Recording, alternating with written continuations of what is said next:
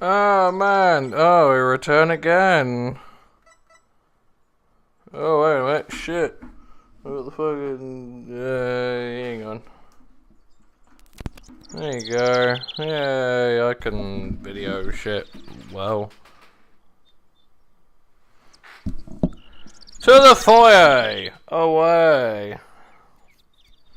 Let's see what the man, woman has to say. Come on, Snowball, play fair.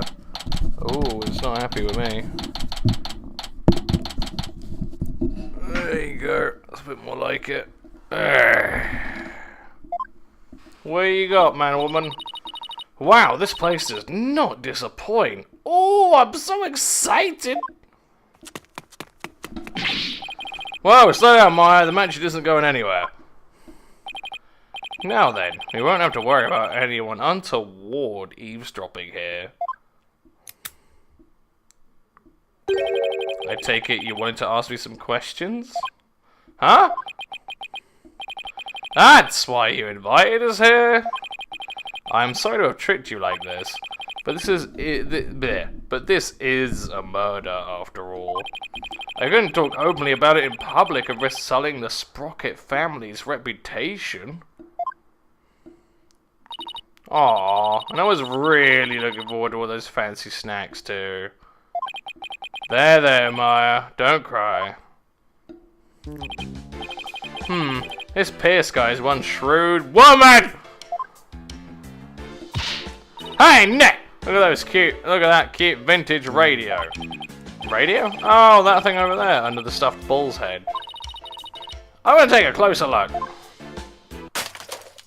Oh. I thought I told you to settle down. I'm sorry. Not to worry.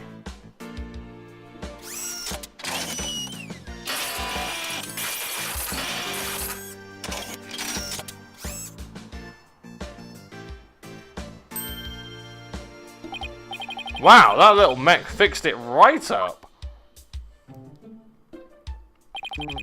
I am not the only butler, but I'm also Sprocket Aviation's repair department director. One might say that patching things up is my specialty. That was incredible! What is that little doohickey on your shoulder anyway? It's my Fixer Upper shoulder mech. Master Soren made it for me. It has too many features and functions to effectively enumerate at the moment though. That's so cool! I wish I had one of those. Fixing things is a simple matter, but fixing people is a different matter. Even a skilled physician can't bring back the dead. Oh, but forgive me. I seem to have gotten sidetracked. He must be in shock over Mr. Gloomsbury's death. Yeah, no, he fucking looks it. She. Still, I do need to ask him some questions about the case. I should take a look around and see what I can find out while I'm here too. Oh, god damn it. Right, let's have a look at you. No, I can't look at you. Alright. Nick! Look at that airplane propeller up there going round and round. I see they've got an aviation theme going on. Makes sense for an airline family. I wonder if it doubles as a fan. Oh! What if the rest of the plane were on the other side of that wall? And the wall would open up so the plane could take off in an emergency. How cool would that be? If that's what's behind the propeller wall, then what's behind the ballway, the ball wall across the way? Oh, I know. Maybe it's the rest of him. That must be where the sprockets get their milk. Nick. First of all, that's a beef cow. And second, bulls don't make milk. Oh, right. That's what I get for trying to play along.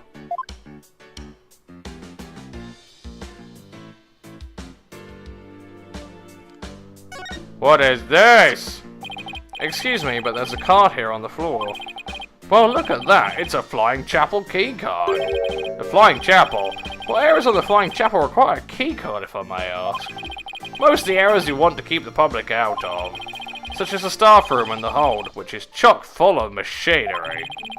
So you can't enter those areas without a key card? That's right. This one here belongs to Ellen. Wait, what's Ellen's keycard doing here? Did Ellen come back here after the incident occurred? I don't believe so, and she was arrested by the police straight away this morning. Although, there was a strange man with a gaudy jacket in here earlier. Was that man wearing a beret by any chance? Yes, he was, as a matter of fact. He was also wearing sunglasses and a fake moustache.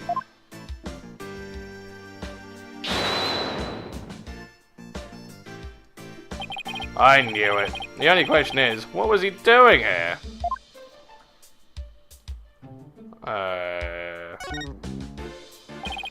Don't you dare touch that radio again! It looks like an expensive antique. What are you worried about? If it breaks again, Pierce will just fix it up again. I really hope he's nice enough to waive the repair bill.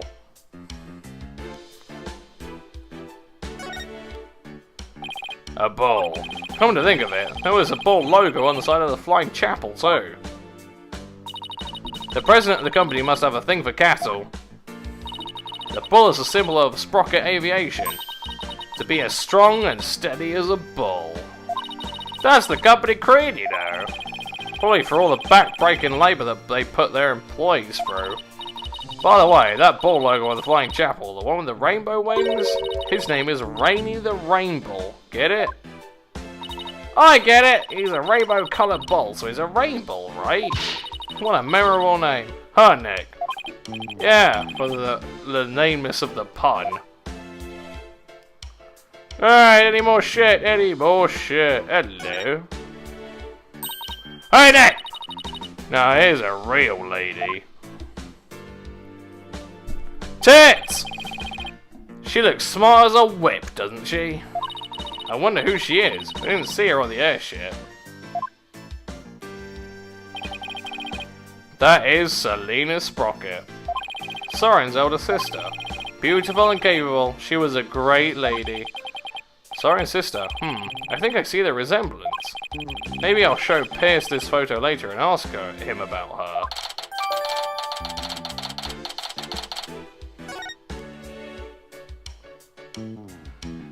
Wow, there's more? Really? Jesus. Oh, hello. Oh, are those pictures of the wedding reception? Yes, I took them with my trusted camera here. Do you mind if we have a look at that photo?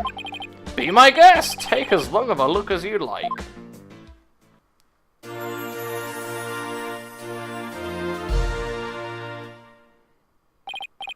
Well, what do you think of this gorgeous dreamscape?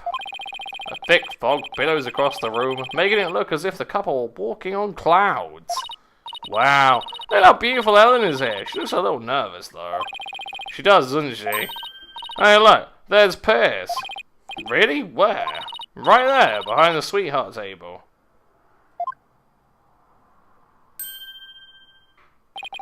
Hey, you're right. I bet he was there attending to the happy couple the whole dinner. So what do you think, Nick? Does anything in this photo stick out at you? No, not at the moment anyway.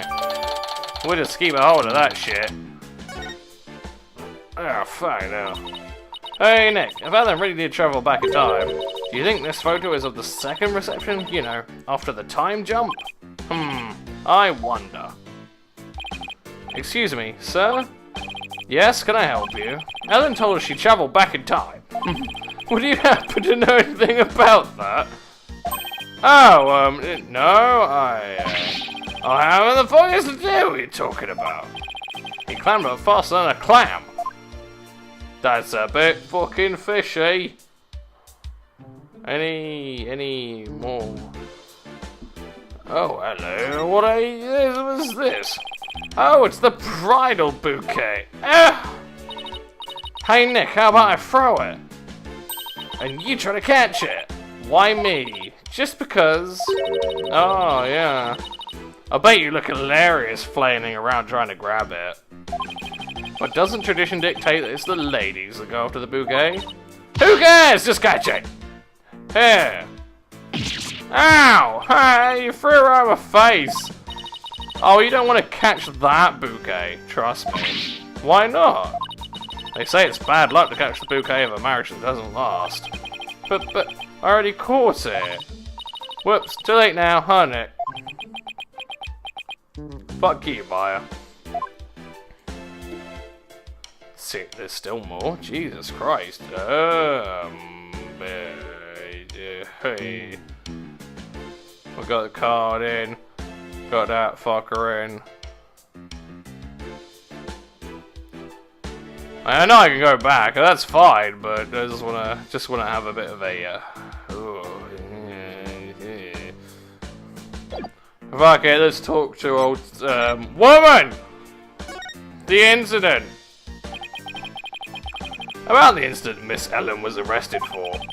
Do you think she did it? Well, I can't prove it yet, but no, I don't think she could have done it. I guess you could call it a gut feeling.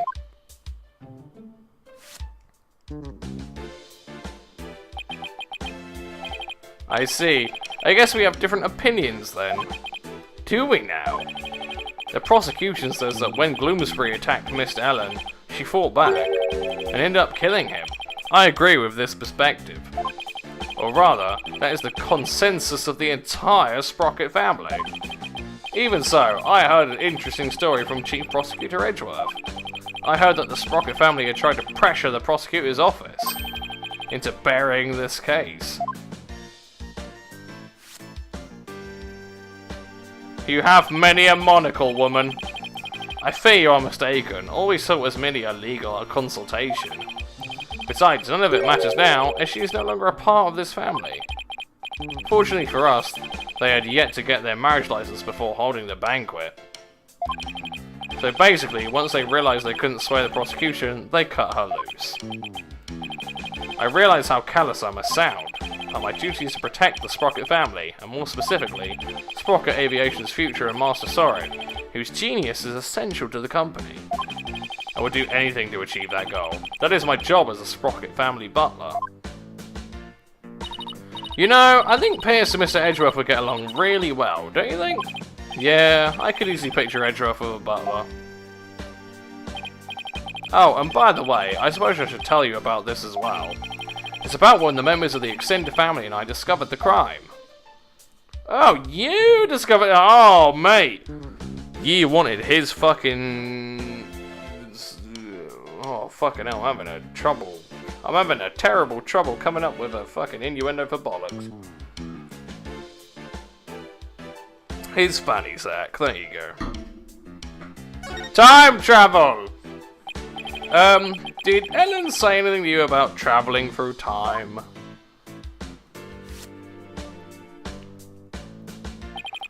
She must have been delirious. There is no need to take such a claim seriously. Soren himself said that time travel was possible, though. Master Soren said that? It sounds like he is still stuck in the past. He's psychologically stuck, I take it. Ring, ring! Thank you. Excuse me.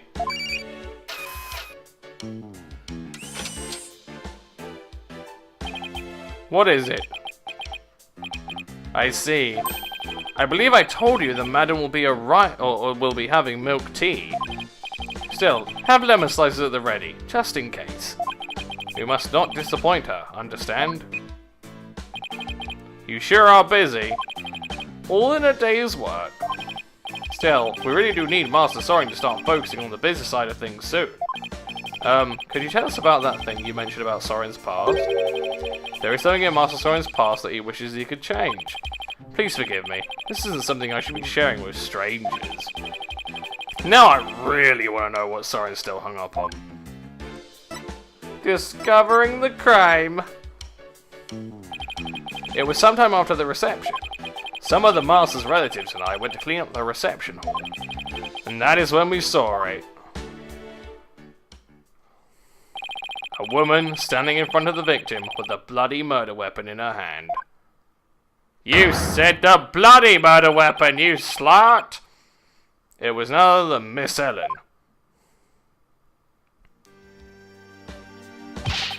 But Pierce, it wasn't what it looked like. That's right, she just happened to find the body. I don't know what Miss Ellen has told you, but what we witnessed was unmistakably the moment immediately after the deed had been committed. Ngungar. And that's what I told the police who came in response to my call. Come on, love, give it a fucking break. I see. So Pierce was the one who reported it to the police, huh? Is there more? What are we doing?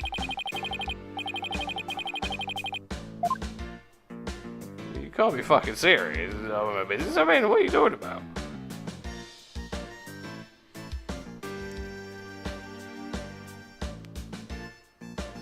Oh, don't tell me how to fucking figure out what to present to the cunt. Oh, you're testing my brain hole. I'm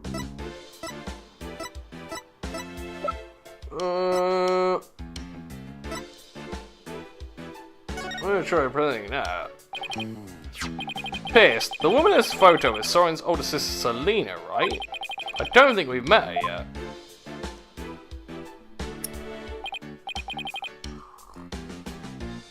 Yes, about that. He seems hesitant all of a sudden. If you wouldn't mind, could you tell us about her? She's dead! Alright, very well. She's a big part of Master Soren's past after all. Soren's past? Oh, good. Well, glad that fucking worked. Master Soren will become the next president of Sprocket Aviation. However, that wasn't always so. Miss Selena Sprocket, Master Soren's elder sister, was next in line. So why isn't she becoming the next president? Because she's dead! From car! What? I had no idea! Actually, Master Soren was also in the car with her at the time of the accident. Losing the sister he loved right before his eyes devastated him.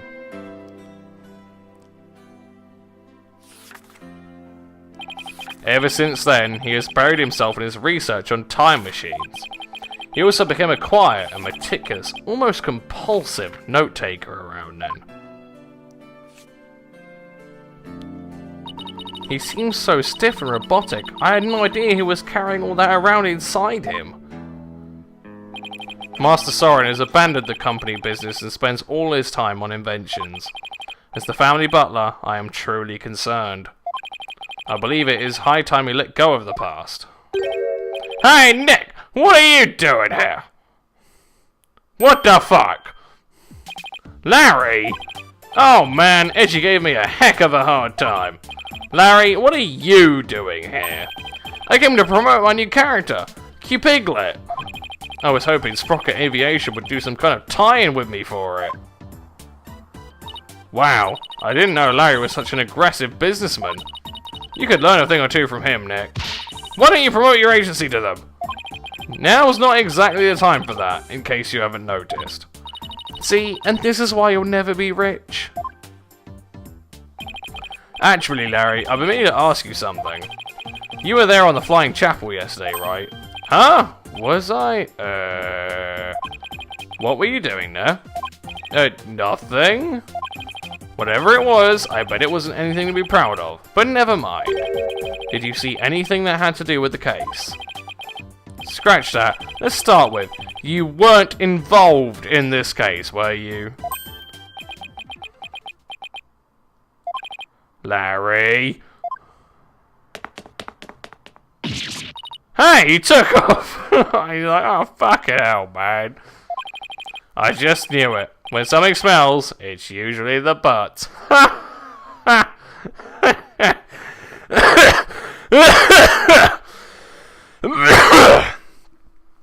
There you go. Come on, Maya, after him! Oh, are you leaving so soon? We have to run. Thank you for making time for us. I know you have to investigate, but please try to spare the family's feelings as you do. Yes, of course. Cheese it! Oh, fucking hell, where'd he go? Mooringed up. Aha! I know things.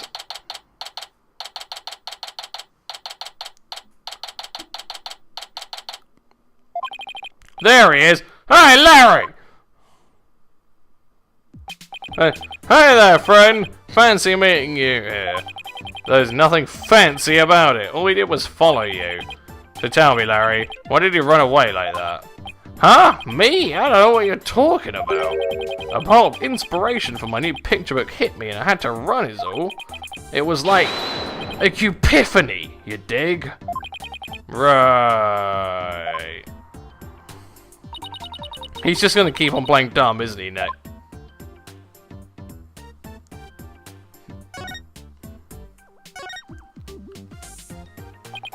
Come on, Larry. I know you're on the airship, so what did you see? I didn't see anything! I didn't see anything because I was never on that stupid airship. No, Larry, why? How could you? Cyclops. You say something? The spiritual power of this wanky stone that glows a bit will let me see these mystical locks that appear when someone's trying to hide something from me. They're called Cyclops, and when I see them, I simply touch the Megatama to try my hand at breaking them. If I can unlock them, I'm sure to finally get a straight answer out of him. Let's give it a punt. Take that!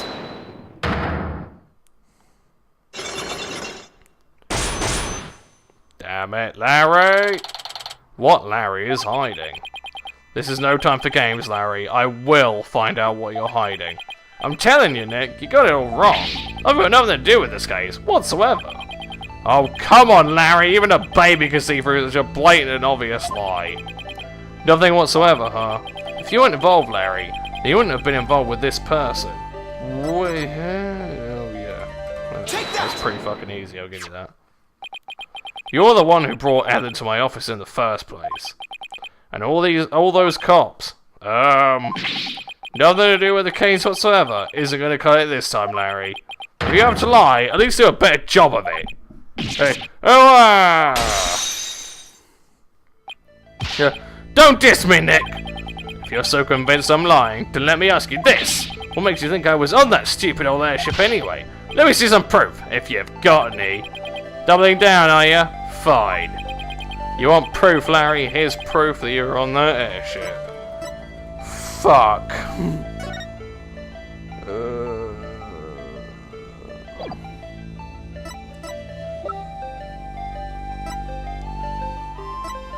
Oh, there you go. Take that! Uh-oh! This is your business card wallet, isn't it, Larry? I found it in the reception hall. Gah! Time to come clean, Larry Butts. What exactly are you hiding? Where?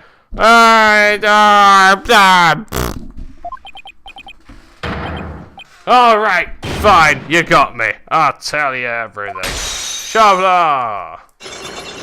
Well, that was easy. Fucking Larry!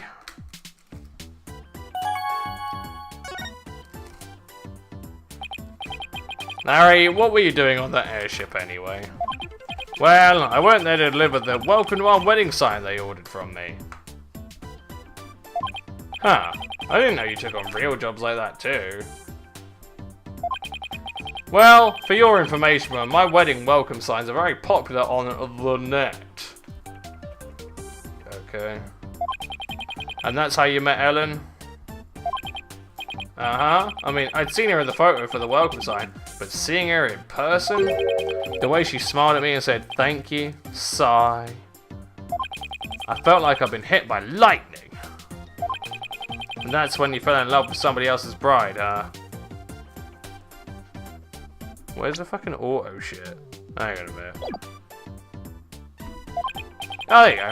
So, we're invited to the oh no, hang on. Is it start? No. No. I fucking pressed it before. I'd really appreciate it now, because I'm trying to fucking roll a cigarette. Can you believe they told me only family and relatives could attend? They wouldn't even let me into the reception hall. Smart move on their part, I'd say. I got upset and started wandering around the airship. That must have been when I dropped my business card wallet.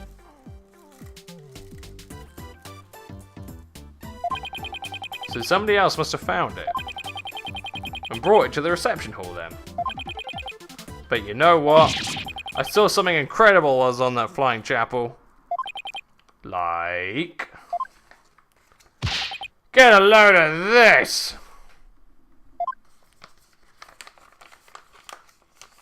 But what the heck is this? What do you mean, what is this? Isn't it obvious? It's a drawing. I sketched a picture of one of the cabins on the airship.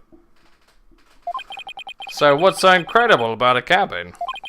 Look at what was outside the window. It's one of those flying dinosaurs, a real-life pterodactyl. I looked out the cabin window and there it was, just flying out. That airship travelled through time, I tell ya. What? What?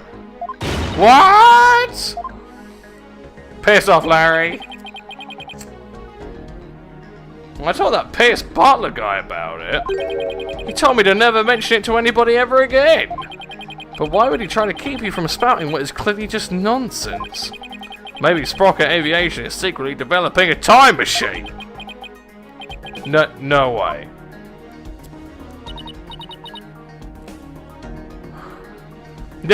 This case is totally amazing! Larry! You didn't tell Mr. Edgeworth about this, did you? Of course not! Edgy would just roll his eyes and think I was off my rocker. I didn't even tell him I was wandering around on the airship. I told him I met Ellie at the mooring dock and we ran away together. Yeah, I can see Edgeworth's eyes rolling right out of his head had he heard about this.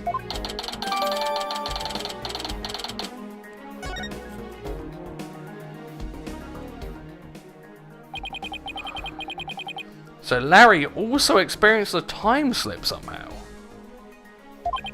But how is that possible?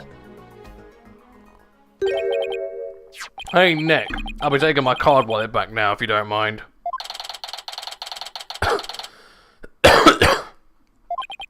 Oh yeah, this is for you. What is it? It's a picture of the hold. I took it when I was wandering around on the airship. See, that's Ellie right there in the middle. The hold? Yeah, see, it's right here on the diagram.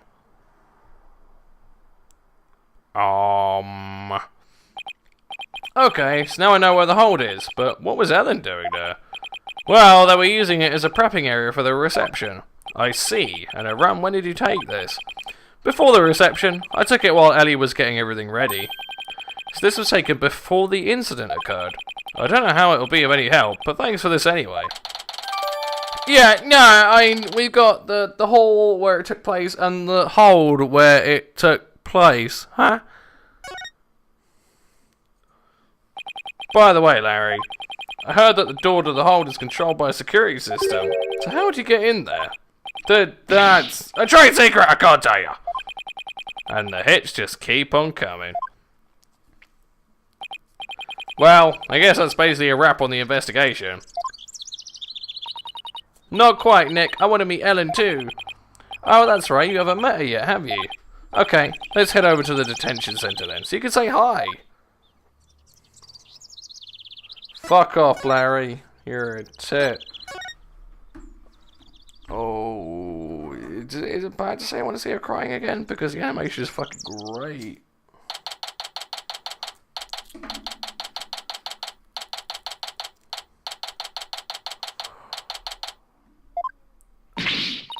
No! Why? Please understand that this is in Master Soren's best interest. Sounds like Ellen's busy talking with someone. Ah, it's the woman!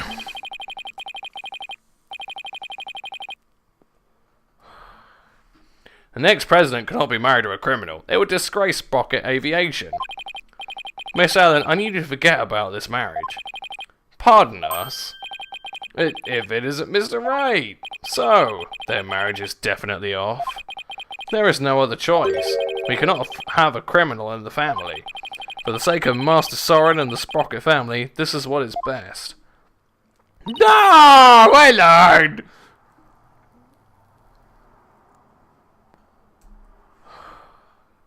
Sniffle. No! In that case, what if Nick Cave proved Ellen's innocence? Then you wouldn't have a criminal in the family, right? That's right. I suppose you're right, but I'm afraid that will be impossible. That's not true, not for Nick. He may look like a nobody, but he can do some pretty amazing things. I don't take cases on lightly, so rest assured I will prove her innocence. Mr. Pheonix Wright, I understand your name is quite well known in the judicial world. For better or for worse. Pierce, I want you to promise me this. If I can prove Ellen's innocence, then you won't stand in the way of Soren and Ellen's marriage. Very well.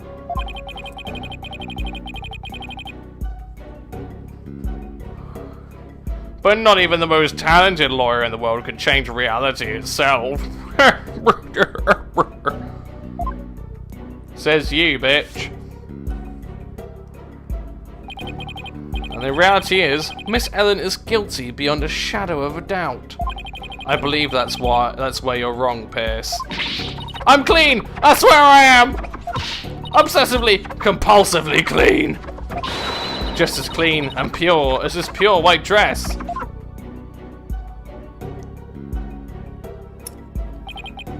Fine, you have my word, but you will be the one to regret this promise.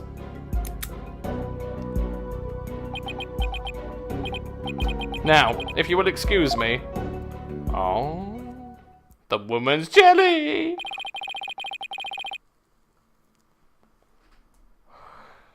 Now I have all the more reason to win this case. Ellen, we finished our investigation and we'd like to talk with you about what we found. You cool? Yeah, you're cool. Alright, that's cool. Okay, so what did you find out?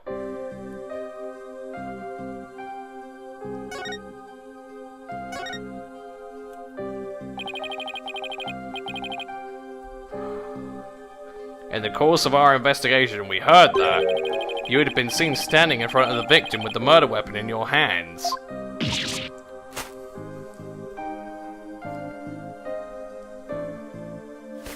Don't get it out! Come down, woman!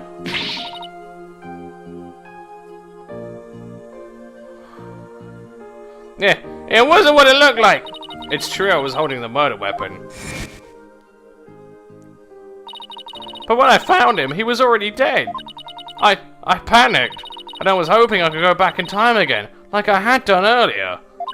So I picked up the timekeeper from the pedestal and brought it over without thinking. Alright, yeah, you know what? Nah, fuck off, woman.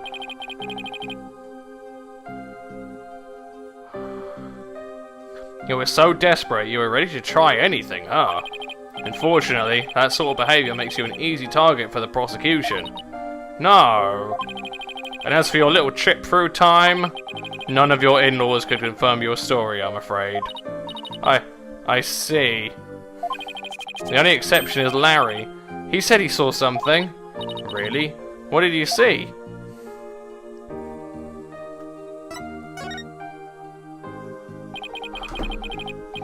Can't say I quite believe it myself, but Larry claims he saw something incredible. He claims he saw a pterodactyl flying outside the airship. What? Oh, fuck. The juicy frying pan is gone.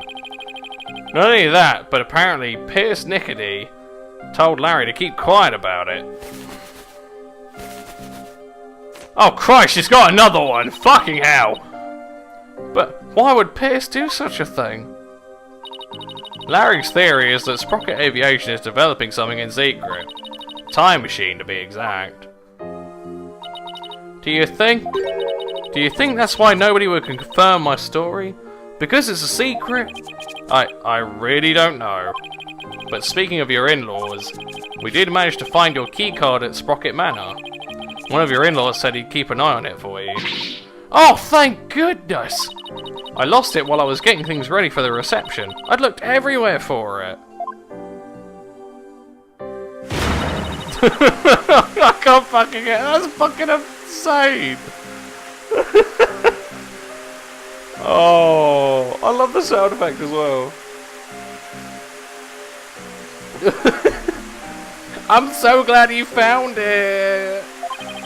At least they're tears of joy this time for a change. Well, Nick, it looks like you'll have to prove the existence of time travel in court tomorrow. That's right. I swear that while Mr. Gloomsbury was being killed, I was busy traveling back through time. Great. With stodgy skeptic Edgeworth at the helm for the prosecution tomorrow, we're really gonna have our work cut out for us, huh? Oh, Ellen. Oh, well, I kind of... Actually, no, to be fair, looking at it, I stopped it at a pretty valid time. I'm quite impressed. Oh, it's fucking great. I love it. You win. You can sit next to Army in the Hall of Fame.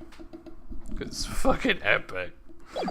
Oh, I love that. It's so good. It really is. It's a quality animation. Ah, right. It's time to get going. Here we fucking go, I guess. Good morning, Mr. Wright. Good morning, Ellen. I see you're still wearing your wedding gown. And I will continue to wear it until our marriage is saved. Oh! Sorry!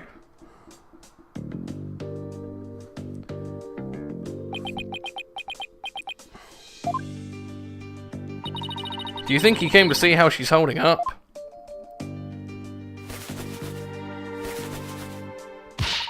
Soren, my love! You came all the way to the courthouse just to see me? Oh, Soren, I don't know what to say. Blueprints. Huh? The engine blueprints. I can't find them. Do you know where they are? Oh, they're in your room. Third shelf from the bottom, on the right-hand side. Ah, I see. He's leaving already?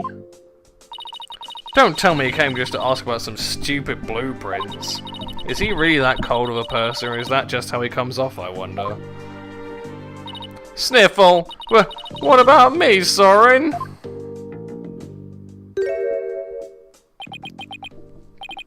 Ellen. He's back. Come home soon. Oh my god! Whoa! Calm down, man. The testosterone is leaking off my DS. I'm lost without you.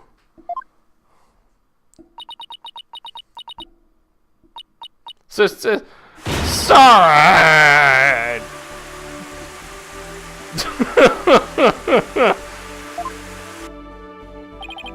Later.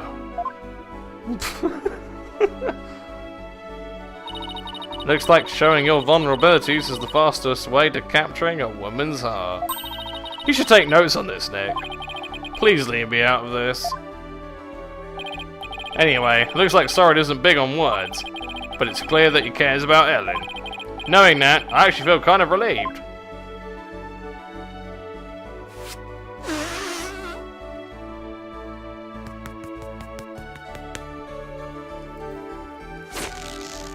Ah, and she's ready to go. Mr. Wright! I just absolutely can't be found guilty, you hear? Don't worry, I'm gonna do everything I can to prove your innocence. Thank you, Mr. Wright. The trial's about to start, sir. Edgeworth. Knowing him, he's not gonna yield an inch.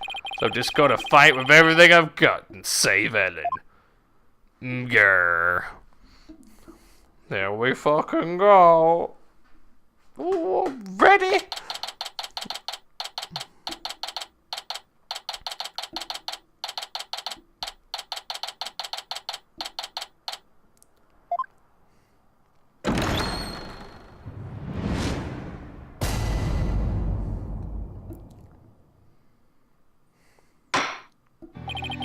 Court is now in session for the trial of Ellen Wyatt. The defense is ready, Your Honor. The prosecution has been ready for a while, Your Honor. Seeing so many familiar faces gathered together like this, I feel as though I'm at a grand reunion. Makes me want to go out for dinner and a drink and reminisce with all of you. Oh, that sounds like a great idea. I was dying for a real burger the whole time I was away. We can make it a welcome back party for Maya. How about it, Edgeworth? I have no intention of cavorting with my enemies. Now then, Your Honor, let us start this trial at once. Oh, still not one for light-hearted banter, are you, Mr. Edgeworth? Jokes and good humor are beyond worthless in a court of law.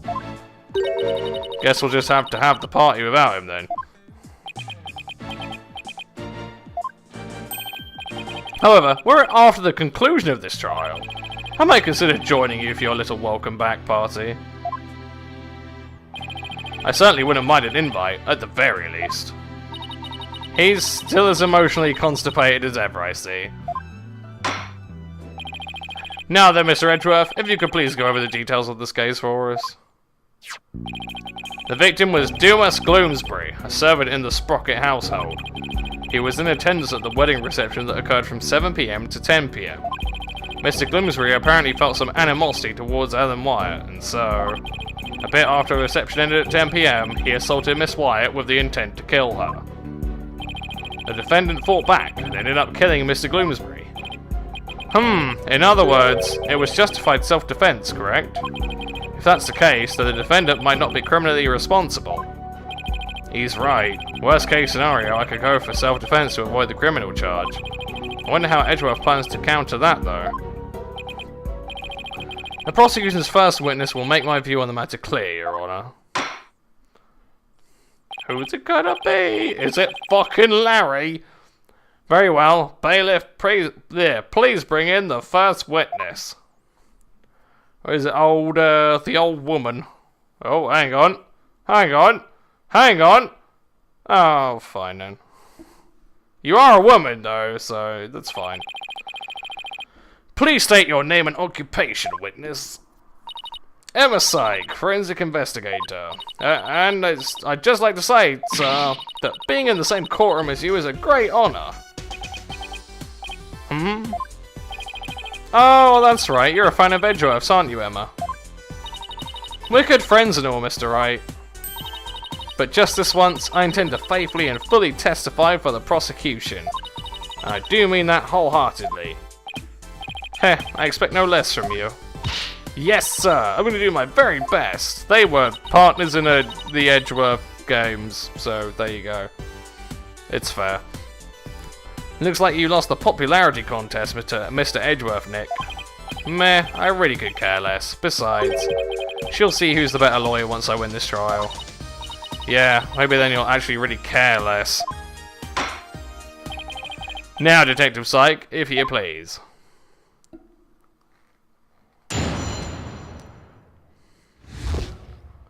The murder weapon was a clock called the Timekeeper. The victim was hit with it from behind and he fell over right into the lantern. The defendant was spotted then, standing in front of the body holding the murder weapon. The victim was struck twice, by the way. That's oddly specific. He was struck twice. That's right, there's no mistake about it. The first blow was to the back of the victim's head. It was hard enough to knock him unconscious.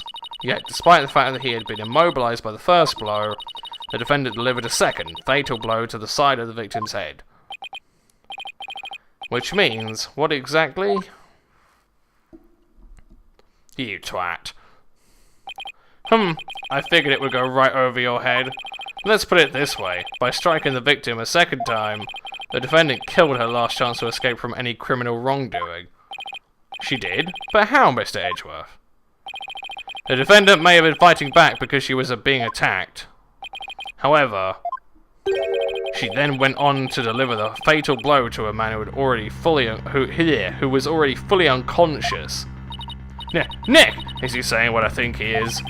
I don't feel so well. And thus, Mr. Wright, has justified self-defense been removed from the table. The prosecution intends to prove that the defendant killed the victim with murderous intent. Allow me to belatedly submit the victim's autopsy report.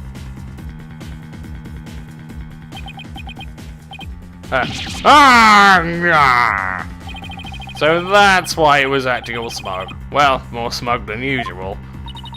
It's fine, right? It's not like we were going to plead self-defense anyway, right? Right, but now the judge has a negative impression of Ellen.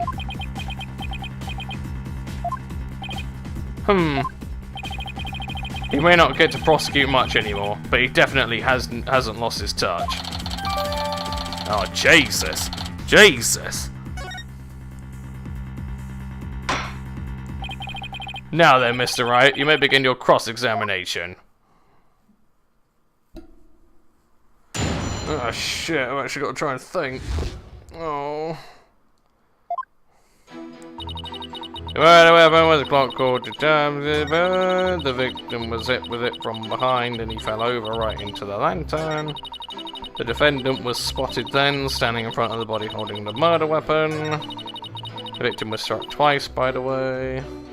Hold it! Miss White must have had a chance to escape after she struck the victim the first time. So why would she stick around and hit him with such a heavy object again? Well, about that. Allow me to explain. Why did she strike him again indeed? To finish off the victim, of course. This very act clearly shows that she had every intention of killing Mr. Gloomsbury. Urgh. But Miss White would never do a thing like that. Then let's see some evidence that disproves my theory. Unger. You gonna just stand there and take that from him, Nick? I can't refute his claim head on, so I have to approach it from a different angle. Well, it looks like we won't be going anywhere until we can refute Edgeworth's claim. This is so exciting! We haven't taken on Mr. Edgeworth in ages! Yeah. Okay, Nick, now go get him! They need to rush me, Maya! Alright, I better start by comparing Emma's testimony with the evidence we have, and look for any glaring inconsistencies.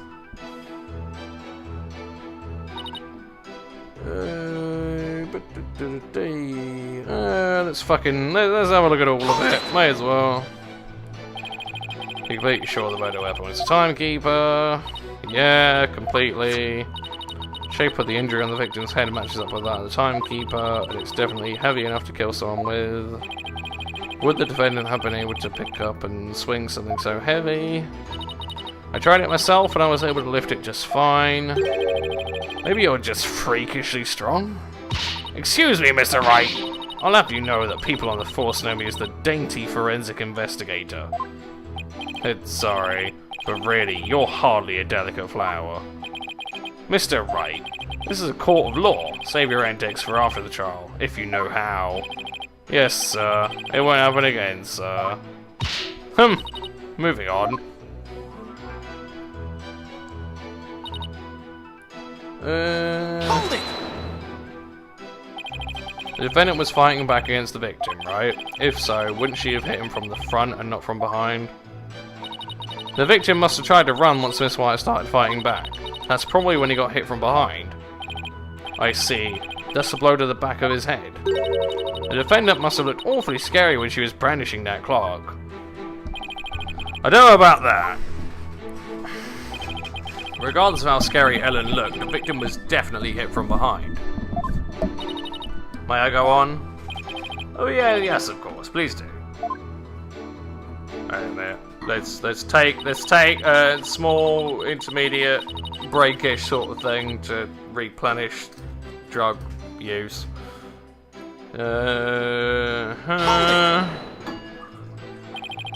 But that's only because she was so panicked when she found the body. So she tried to use the timekeeper to... Yeah, you see, that's not flight, is it? Oh, Edgeworth, your fucking objection is shit, man. It's bollocks. Mr. Wright, do you have any idea how absurd you sound? But Miss Wright really believes she could travel through time with that clock. You really should have come up with a more credible story, you know. Yes, I agree. Me free, but it's all I've got to go on. Anyway, under the circumstances, the only conclusion we could draw is that the defendant killed the victim.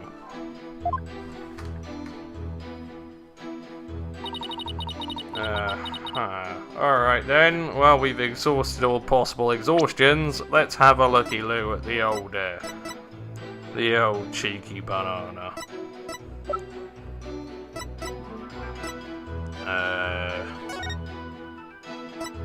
It's found collapsed inside one of the peggable lanterns, scattered with flower petals and no broken parts of the lantern.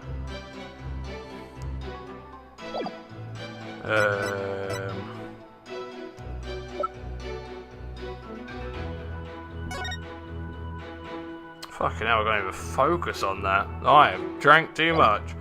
This will make it go fantastically. No. Cerebral hemorrhage from a strong blow to the head. One contusion was found on the back of the head and one from the side. The blows were caused by the same weapon. Hang on a minute. 10 PM to 1 AM. Does that pop up at all? Oh, yeah. Well, it looks like we won't be going anywhere until we can refute Edgeworth's claim. Oh, we've already seen this.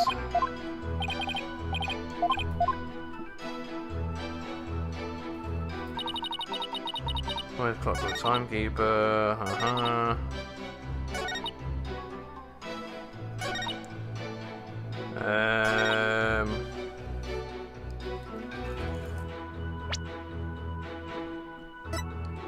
Just sort of trying to brain this. She saw it. Okay, that's not gonna fucking help. But you all wanted this, me just sort of randomly fumbling around with cigarettes and looking at evidence. So I hope that's. Hope this does it for you. Oh, I hope it does.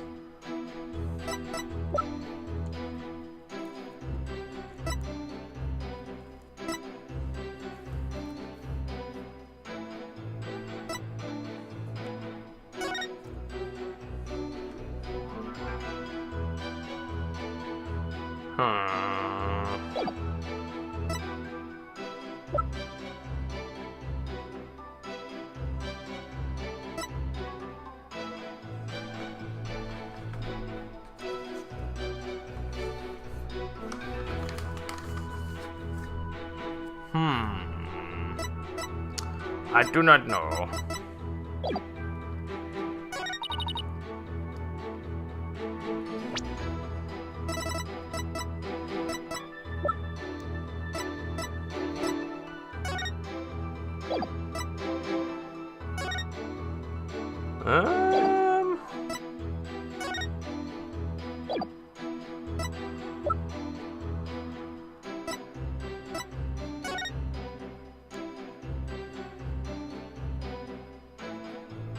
Fucking hell, man. I need to fucking get up the second screen. Just see what the fuck's going on.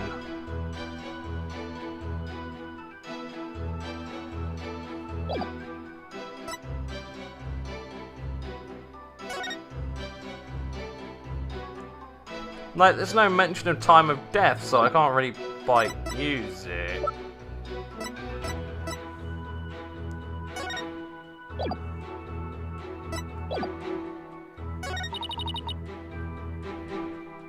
Hold it! And like, this is gonna yield the same shit, right?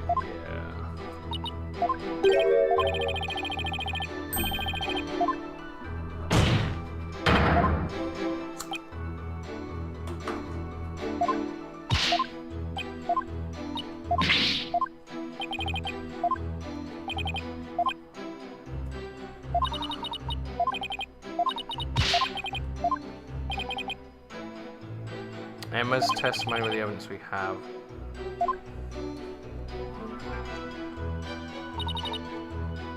Uh-huh.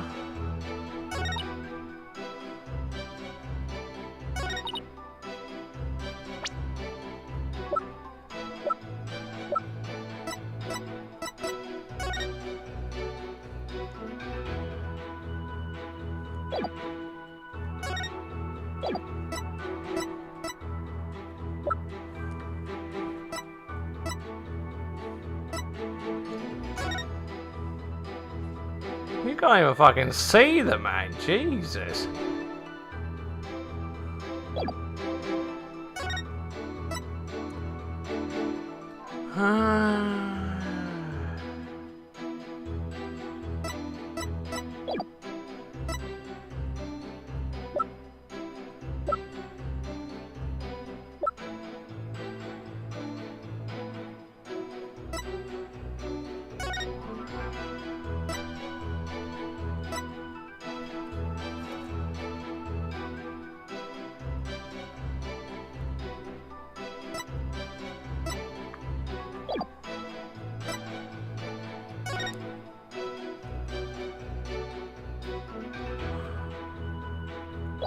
You know what? I can honestly say I have no fucking idea. It's started off with a fucking rollicker, I'll tell you that.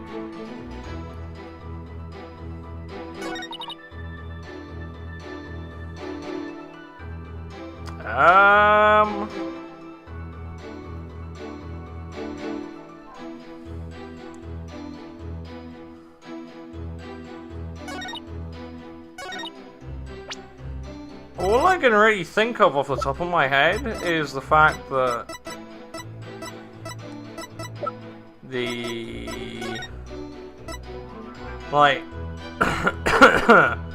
like the lanterns are wrong. The lanterns are wrong, and they're also in the wrong place. So why would he fall into it? And because that's kind of all I fucking got. Although it's like I say, the fact that she's like, oh, he was struck twice, you know.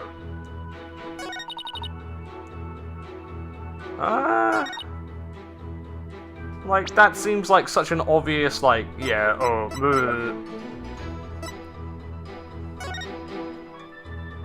Don't tell me I've got a fucking stud. Oh, fuck it. Objection! No. Mm-hmm.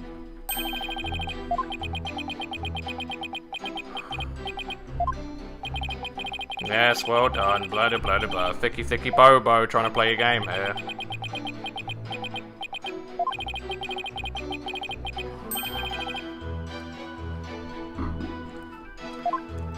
Maya Sabe!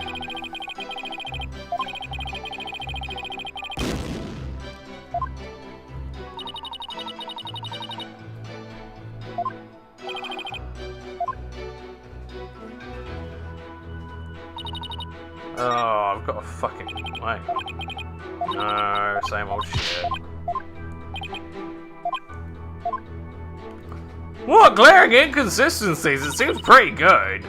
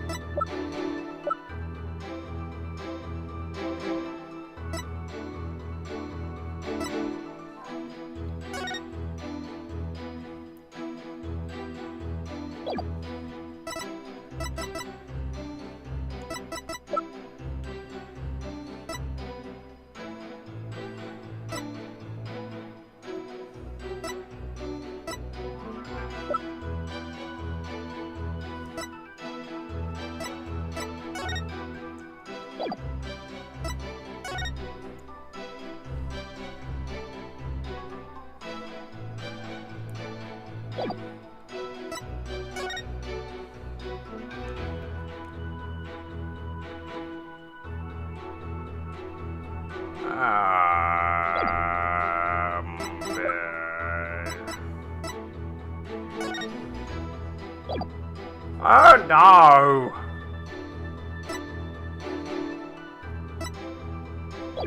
No, I can honestly say I have no fucking idea. They can have that one. Fuck it, I'm gonna fucking just play up the fucking... Objection! Didn't think so. Worth a cheeky dig though. This doesn't make any fucking sense to begin with. Fine.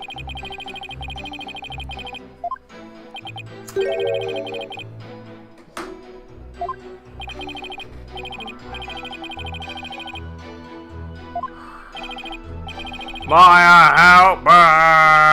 Ah, no. We're fucking falling flat on our ass right out of the gate. Although I swear this has happened a couple of times. It's like, there's... The initial kickoff doesn't seem to link in at all. It's weird. I don't know why. Oh,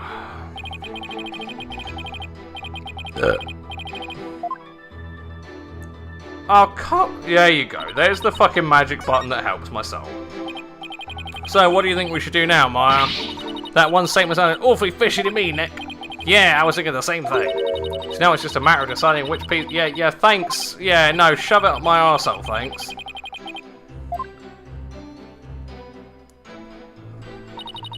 The victim was hit with it from behind, and he fell over right into the lantern.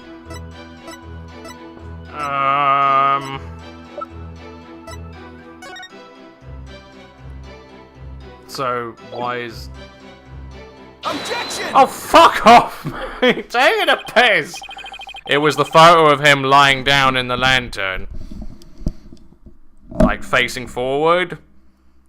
I was like, nah, fine. What? Yeah, no, let's dispute the fact that he fell into the lantern with the photo of him falling into the fucking lantern! Let me just finish my cigarette.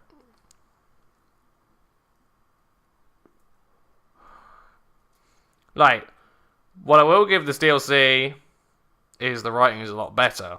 However, as has been proved by most of the base game and the two twatish DLC, I can't, man. Like, I'm sorry, like, I don't give a shit whether it matches up with, like, the fucking stuff. You need more than one solution to your puzzle, especially when your puzzle is so fucking vague. Give me a fucking break. I've probably mentioned this before, I'll probably mention this again, but it's like, I'm not fucking telepathic. I can't link my brain hole over to the people in Hopanland to figure out what fucking crazy meth they were jacking into their fucking knee sockets to decide that this one piece of evidence was more significant than another piece of fucking evidence. Like, I presented the ball, the flying ball thing, because, like, well, why was it there? That doesn't make any sense. And it's like, that's a perfectly just as valid bit of evidence as, oh, he fell into the ball wrong.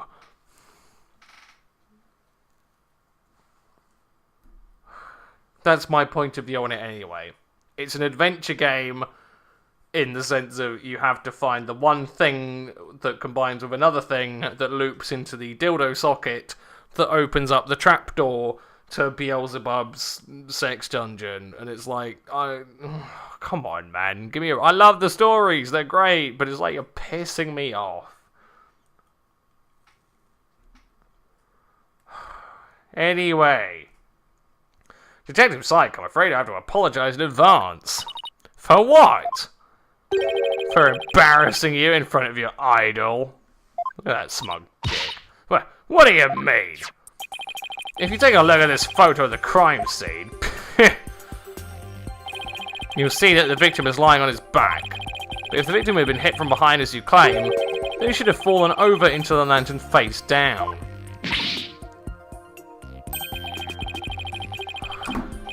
It's not enough to simply take someone's side, Detective Sky, even if it's Mr. Edgeworth's. Oh. There does appear to be a flaw in Detective Sky's testimony. Mr. Wright, if you think I'm gonna just back right down, then you're sadly mistaken. Emma is unusually fired up today. Don't forget, she's the front of her hero, Nick. If the Steel Samurai came to watch this trial, I want to do my absolute best too. Listen, Mr. Wright, it's entirely possible that the defendant moved the victim's body after he fell over. In that case, there wouldn't be any contradiction, right? Indeed. That was an excellent counter-argument, Detective. Oh wow, just fucking finger her arsehole, man. Jesus. You can count on me, sir. So, what do you have to say to that, Mr. Wright? Is it possible that the victim's body was moved after he fell into the lantern? It's not possible. Sorry, Detective, but there's no way the victim's body was moved after his death. Oh, really? And what makes you so sure? One look at this here and it should become obvious.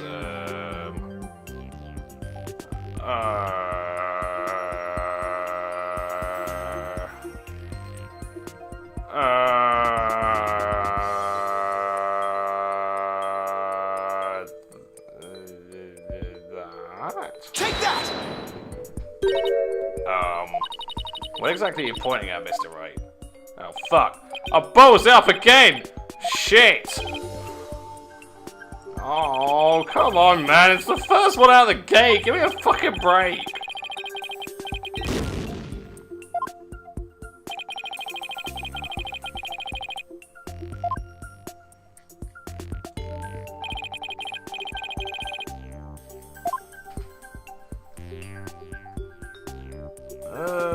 Take that!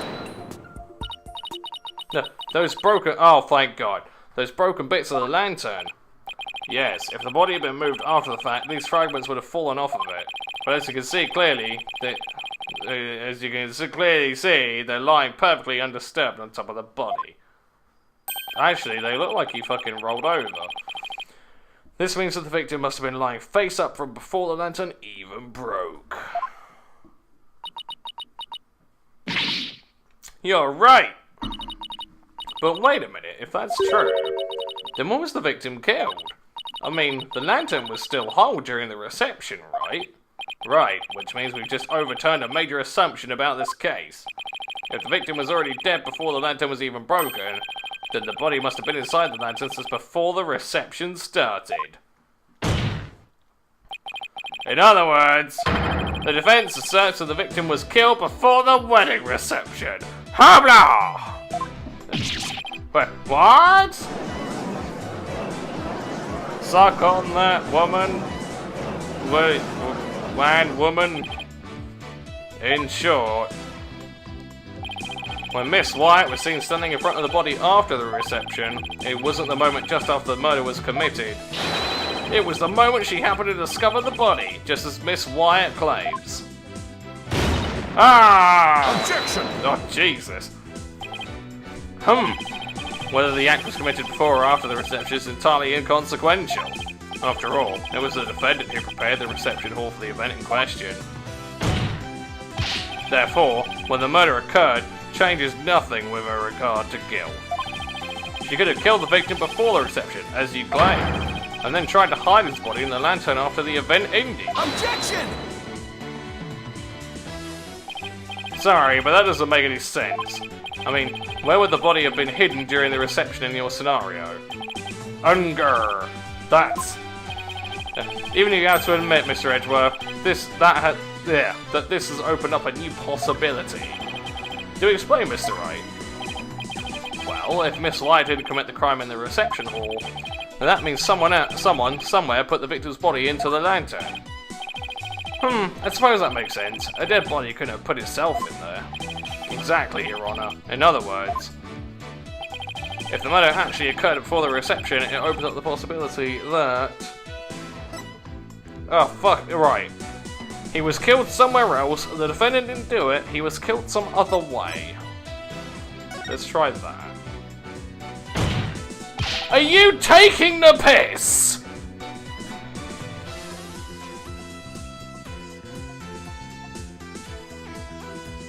Objection! No, for heaven's sake, even if the murder was committed before the reception... That turned to... well, it could have meant... Oh,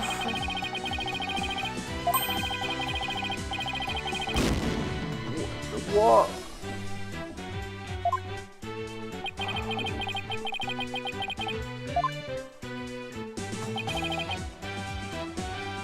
Fine, he was killed somewhere else.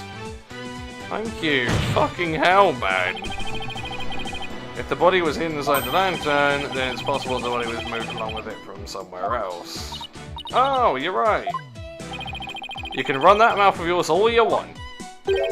But do you have any evidence to support what's coming out of it, Mr. Wright? Of course I do. I think the answer lies in that piece of evidence, in something that was left at the crime scene that will point us to where the victim was really killed. Oh, it's that shit. In that case, what proves that the lantern and the body were moved from somewhere else? Take that! Wait, what? Oh, mate. Oh, I don't want to play this anymore. I'm going home.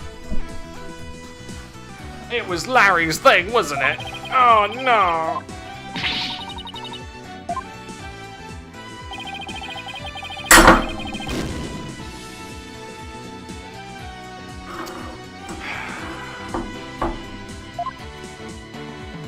Right, let's see what the fail state is.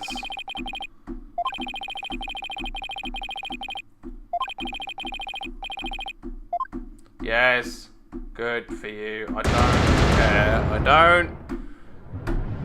Oh, this hurts my brain hole. You know what? I'm sure everyone's like, brr, fucking, you're a twat, brr. I don't give a shit. This is pissing me off. Like, go fucking eat your dick. Hey, you wanna know how much it's pissing me off? I'm gonna fucking show you. I'm gonna switch to the Pokemon cam, because this is important. You see that? That's how much this is pissing me off right now. I can't even fucking engage the brake. There you go. There you go. There it is. I just fucking broke my glass out of frustration. By the way, as an aside, it turns out that these fucking wine glasses I have are incredibly fragile. That's the second one I've broken in a week. I didn't even slam it down that hard this time. What the hell? That was like a mildly comedic, like, brah, brah, brah. Obviously, I am slightly stronger than a weaker Hercules. Let me go fucking clean that up. And then we'll return.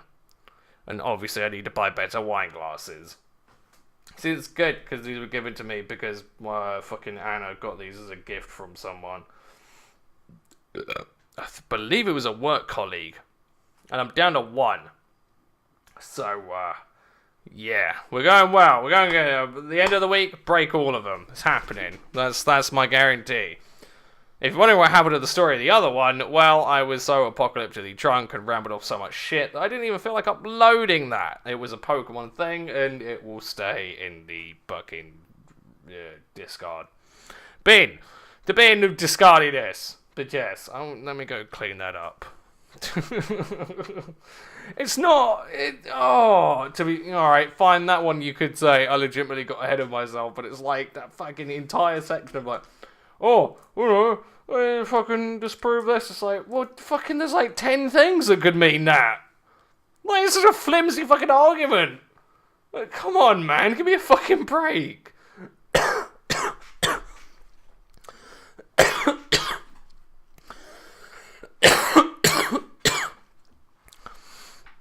I will not have my voice by tomorrow. Good, like it.